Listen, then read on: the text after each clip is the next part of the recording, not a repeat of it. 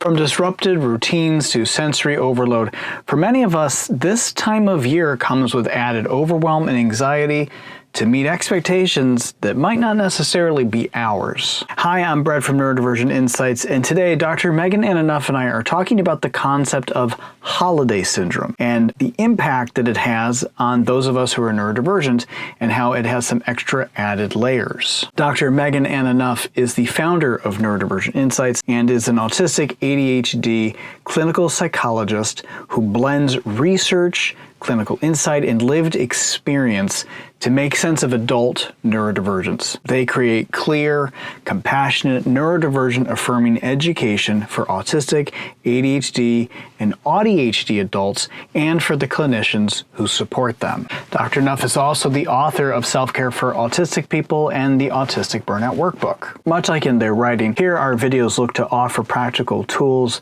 grounded explanations, and honest conversations about sensory health, burnout, masking identity, and everyday neurodivergent life living with ADHD and autism. So, what is holiday syndrome and what exactly does it mean for those of us who are neurodivergent? Let's break that down with Dr. Neff and learn how those of us who are neurodivergent can navigate this time of year with more clarity and compassion. So the term comes from James Cattell, if I'm saying his last name right, and he is a psychiatrist and was a psychoanalyst as well. And there's this paper that came out in the 1950s that coined this term holiday syndrome. And basically what it refers to is this idea of a pattern that he was noticing in his patients or clients that between around Thanksgiving here in the States to around January 1st, he noticed a pattern of shifts in his clients. Sometimes it was something like melancholy or depressed mood, but it was also a little bit more complicated than that. It could be getting in touch with essentially our unfinished work from childhood. So the way we relate to other people, the way we perhaps project some of our unfinished stuff that can get projected onto other people, some psychosomatic complaints, so like headaches or fatigue or stomach issues, patterns of more family conflicts, perhaps more relapse into substance use or eating disorders, more anxiety or panic attacks, or also more magical thinking, like this idea of if I could just find this one thing, it's going to cure all of my problems. So there's not one way it shows up, but the common theme is getting in touch with unfinished business, getting in touch with a more childlike state that brings to the surface a lot of those dynamics. Well, and I feel like those kind of show up in a variety of different ways because you've got both the actual end of the year, which is its own sort of cycle of completion, and you're walking into a season of changed routines and high expectations and frankly, a lot of rigid rule thinking because, with this time of year, we also have a lot of pop culture coming at us with the expectation of we have to feel and act and be a very particular way for these 6 weeks. But you found some people don't believe this is legit, that this is a myth? Yeah. Or, well, if I could go back a second to something you said, that is part of what he really picked up on was the cultural pressures around this is a time for intimacy, this is a time for connection, it's a time for tradition and family. So, and he was also noticing it was the clients who had fewer positive social connections outside of family who were the most impacted by this, which would make sense, right? Because there's all of this messaging around what this time of year represents. And so if you come from a family where there is discord, where there is a lot of pain, where maybe you're not in relationship to your family anymore, of course, that's going to bring up like old griefs or old dynamics. So I just wanted to highlight something you named. And then, yes, I'm really glad you asked about that because as I was reading about this again for this year, there is mixed feelings about this whole idea. There is this messaging out there, and I'm someone who has contributed to it, that this can be a hard time of year for mental health. And it's interesting, that's definitely matched my clinical experience. It matched when I was going through training. I remember all of us during the holidays, because we were all doing clinical work, and then we're all together the rest of the week. we talked about how heavy the clinical load felt during this time of year. So I've anecdotally seen it. However, there's other people in the mental health field who have said, we don't actually see that. We don't see a dip in depression. We don't see an increase in suicide during November, December, that some of that comes January and that some of the higher risk comes in the spring. So there are some people who are saying this is actually not the most helpful message to be getting out there because we're not sure that it matches the research. Mm-hmm. I will say anecdotally from the neurodivergent community, it does feel like it's a harder time of year for many of us. Yeah. Yeah, I'm curious.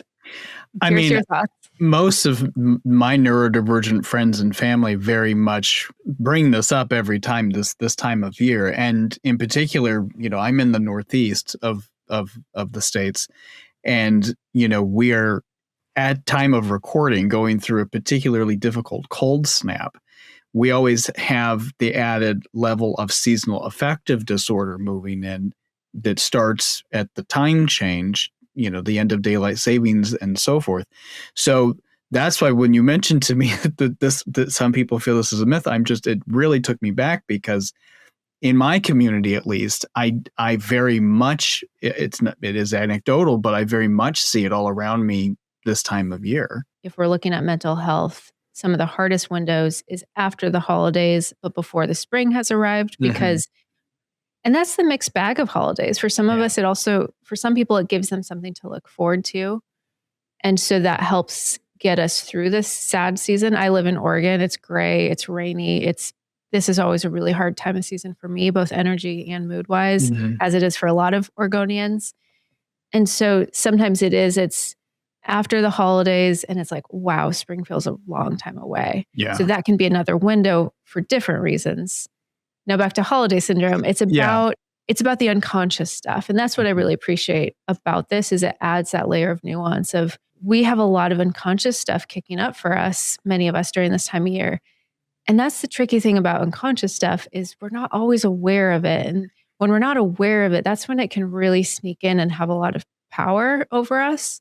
And so just even increasing awareness of, I might have some stuff from childhood bubble up this time of year. I also might be receiving other people's projections this time of year. And I think that awareness can help us move through this season with more resilience. When I heard you use this term, when I read the term holiday syndrome, that was such an aha moment for me because my therapist had sort of named it using a different phrase, a different word, very similar phrasing though. The concept is exactly the same though. And when my therapist named it, it was about 2 years ago.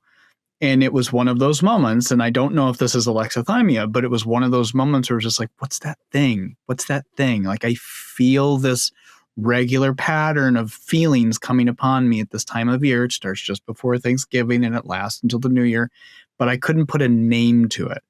And then when in therapy we discussed this concept, I was able to go, yes, this is it. I was able to lock into it. So I definitely am curious about that, the feeling that kind of sits there that we always can't necessarily name, or maybe we don't even always notice. And it is very unconscious at that time. And it is, I feel like, it kind of parallels a lot of the autistic ADHD experience. So much of what is orienting and containing is starting to have names for experiences. And for the holidays, it could be many things, right? Like there's also the routine disruption. And once I had a name for that, that was so helpful because I get a lot of routine disruption, free floating anxiety. And once I was like, oh, that's what this is.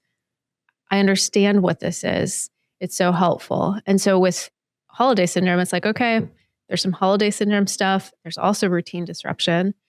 And being able to name it whenever we're having an experience that we don't understand, our mind becomes a very generous storyteller in the sense that, especially if we, have anxiety or depression or OCD, it will come in with a narrative. Like, so for me, a lot of the times it's been, well, I must not love my family, or I must not be a good person that I just want to spend my time alone working during the holidays.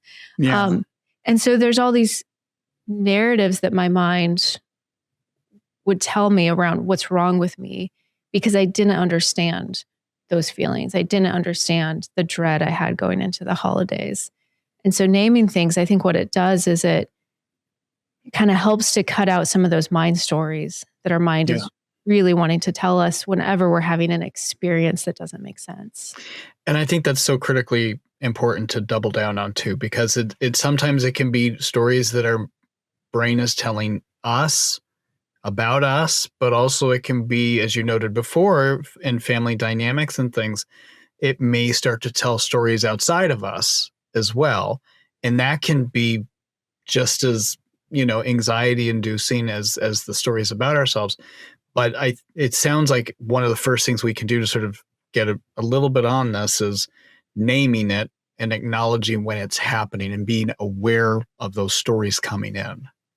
Yeah, exactly. Kind of naming it, naming the story. And then my go-to is pivoting toward curiosity. Like, where does this story come from? If we could, if we want to lean into this, we could see the holiday season, if we have some capacity and we're well supported, to see this actually as an invitation to do some really deep work. Because if our unconscious is bringing this to the surface, especially if we're in therapy, that's really good material.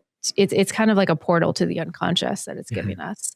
And so if we're able to notice those stories, be curious about it, there's actually an invitation in the season to do some pretty deep psychological work. Again, if we're supported and in a space where we can do that sort of, in psychoanalytic terms, we'd call this uncovering work. Like there's containing work. There's seasons where, like, what you and your therapist are doing is it's containing. Like it's so emotionally hot that the work is you go to therapy and it's containing. And then there's seasons of when we're doing uncovering work. And that's when let me understand what's coming up for me. Let me understand these unconscious patterns. And of course we might do both uncovering and containing work in the same session. But I've noticed for me, I definitely have seasons where I have more ability to do the uncovering work, and then seasons where it's all about containment. It's all about the getting through the season. How do we balance the how I should feel versus how I do feel? How do we balance that? When we are starting to feel that I should be feeling something else, because that's when those mind stories come in. And that's also when those like secondary emotions come in, right? We can start having feelings about our feelings. Like if we wake up and we're sad or we're anxious, if we then feel like we shouldn't be feeling that way, now on top of that feeling of sadness, there's judgment or there's worry. Those secondary emotions are the ones that tend to be a little bit stickier because we can kind of get locked into those initial emotions. If we can let ourselves feel them, they'll tend to move through, but it's those secondary emotions that really can get us stuck. So I think noticing when we are starting to have feelings about our feelings. Usually there's a narrative with it. And then seeing if we can step back to say, actually, is it okay that I feel this way? Where does the pressure come from that I'm supposed to be feeling anything other than I'm feeling? Can I let myself feel what I'm feeling? Is it okay to not be okay? Like one thing I like to remind people this time of year is it's okay to not be okay. It's okay if this is not the happiest time of the year for you. You remind us a couple of times in the article that it is okay to not be okay at this time of year. And I think it's really important that people hear that because there is that expectation. So, and I'll go back to something else you just said, which my therapist will say that to me often, which is I find it's good advice, but I also struggle with it of you have to let those feelings move through you in that moment.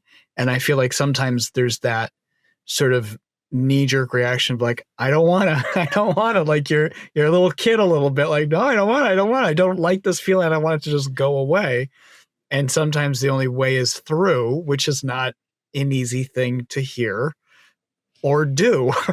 It is not. And I have this running joke with, I guess, myself, that the things I write about and the things I talk about are the things I struggle the most with. Yeah. So I do talk a lot about emotions and so that's called emotional avoidance, what you just described, that like, I don't want to feel that. And that's a really human experience. We also know it tends to be more common among neurodivergent folks, especially those of us with alexithymia.